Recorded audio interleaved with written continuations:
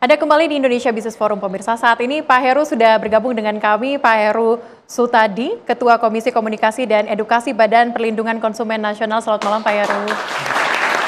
Pak Heru, kalau kita lihat saat ini konsumen banyak sekali yang mengantri untuk membeli emas. Kalau Anda melihatnya bagaimana? Apa yang perlu diperhatikan? Resiko apa yang akan muncul nantinya kalau FOMO ini terus berlanjut?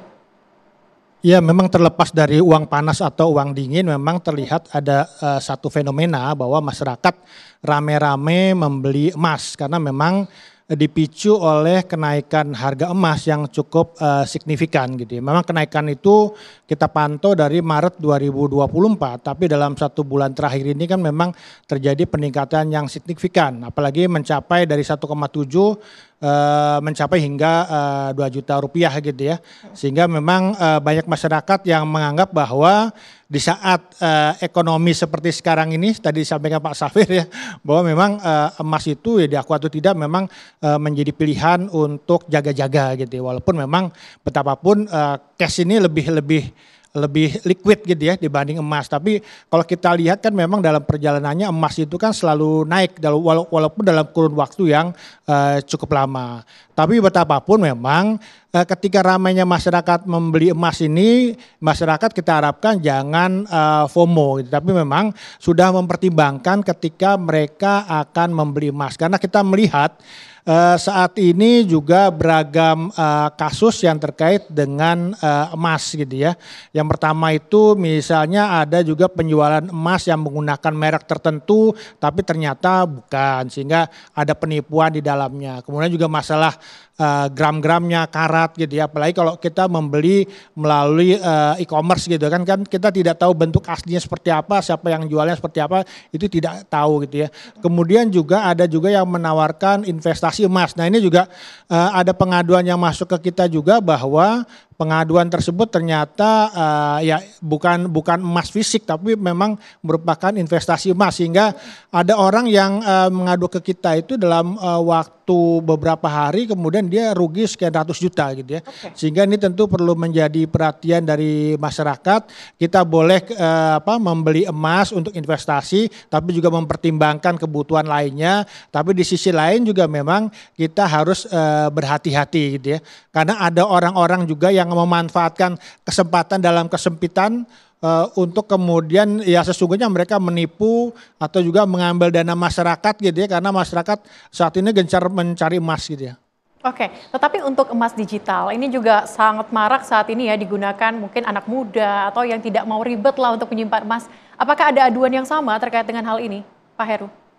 Ya, emasnya itu memang kalau kita menyarankan bahwa yang pertama itu membeli emas fisik gitu ya, karena betapapun ini lebih bisa dipastikan lebih liquid, tapi juga emas fisik itu kan juga harus kita lihat sertifikasinya benar apa enggak gitu loh. Memang sekarang kan ada katakan ada QR code, ada hologram segala macam. Nah, ini harus dipastikan bahwa hal-hal tersebut memang terdaftar di penerbit gitu ya, atau penyedia emas, karena memang ada juga pihak-pihak yang seolah-olah mungkin dari yang biasa kenal misal Antam gitu ya, tapi kan ternyata juga ada yang ternyata bukan. Kemudian juga kalau emas itu kan memang masalah gramnya juga penting gitu ya, karena sekian gram selisih aja udah cukup besar, sehingga memang harus dipastikan bahwa tadi tersertifikasi, beratnya itu sama dan juga karatnya, karena di pasaran itu kan emas itu ada yang 18 karat, ada yang logam mulia segala macam, sehingga kalau kita nggak ngerti itu kadang-kadang ya dibohongi juga oleh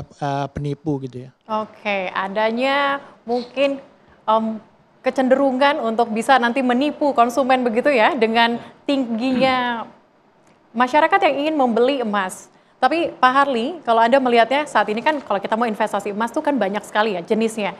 Ada emas digital, kemudian juga yang langsung beli logam mulia yang ada fisiknya, ada juga perhiasan. Dari ketiga jenis ini yang mana yang paling direkomendasikan? Plus minusnya seperti apa? Saya nggak di endorse tapi saya pakai Antam gitu.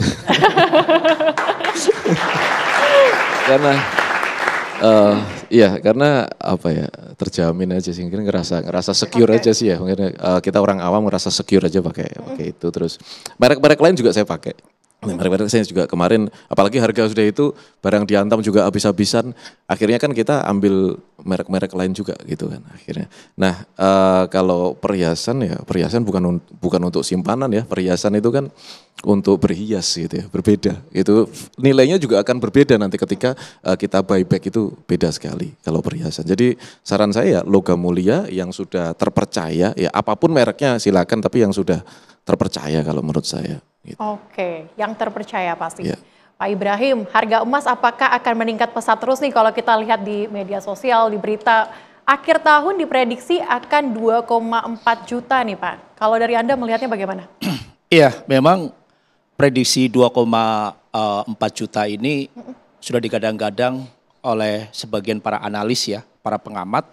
Ya kita lihat kenapa, karena kondisi global yang tadi saya sebutkan, masalah perang dagang. Jadi gini, ada dua sebenarnya yang mempengaruhi harga emas dunia itu mengalami kenaikan sehingga berdampak terhadap logam mulia. Salah satunya adalah perang dagang. Perang dagang itu tidak ada kaitannya dengan dolar. Dolar itu flat. Ya, perang dagang ini luar biasa. Itu yang menggoncang sebenarnya ya masyarakat fund-fund besar itu mengoleksi emas sebagai simpanannya. Ya kita lihat bahwa pasca Trump terpilih sebagai presiden, ya kita tahu bahwa Trump itu mendengungkan tentang perang dagang.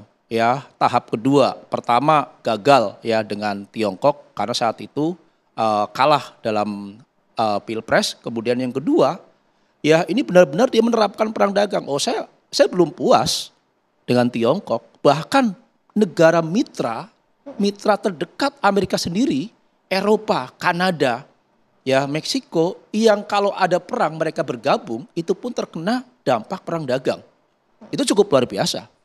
Ya kemudian muncullah biaya impor tambahan termasuk Indonesia ya mengalami dampaknya yaitu 32%.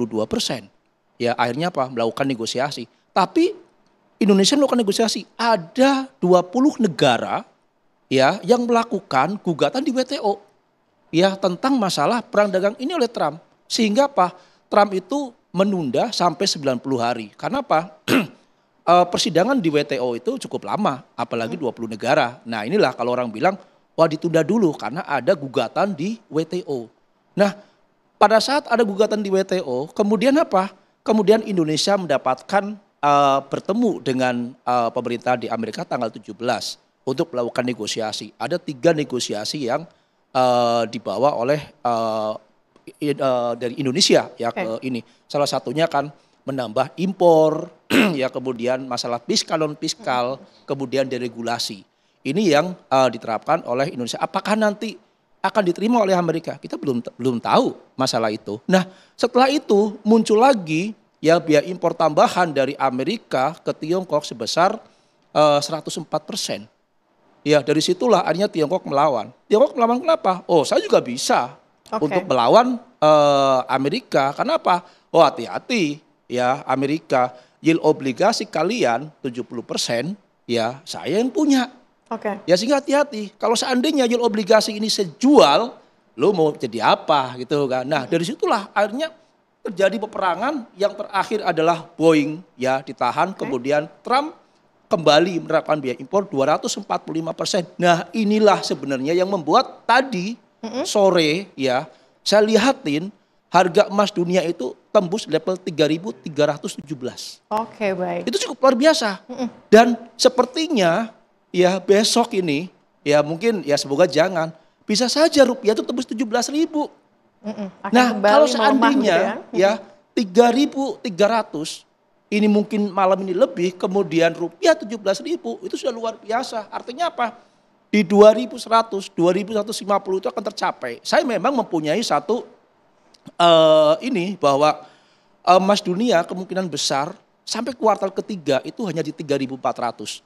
Tetapi setelah melihat ya tadi sore itu di 3.317, saya langsung melakukan revisi ya kemungkinan besar 3.600 itu akan tercapai di kuartal ketiga ini. Jadi saya belum membahas sampai kuartal keempat. Kenapa? Ada ketakutan di kuartal ketiga ini perang dagang usai, geopolitik usai ya. Nah disinilah mungkin akan terjadi ras besar-besaran. Oke. Ya, nanti masyarakat pasti akan bilang, kalau analis bilang, wah ini waktunya jatuh nih, ini sudah paling tinggi, kemungkinan terjadi ras. Ya, pembelian secara besar-besaran terhadap masyarakat. Baik. Kenapa? FOMO, ya Oke. ikut-ikutan, pasti juga nanti pada saat harga turun akan ikut-ikutan jual. Itu, Oke, Mbak. baik Pak Ibrahim. Nanti kita akan coba dalami lagi. Apakah investasi emas yang sudah Anda beli saat ini adalah investasi yang aman? Usai jeda berikut, tetaplah bersama kami.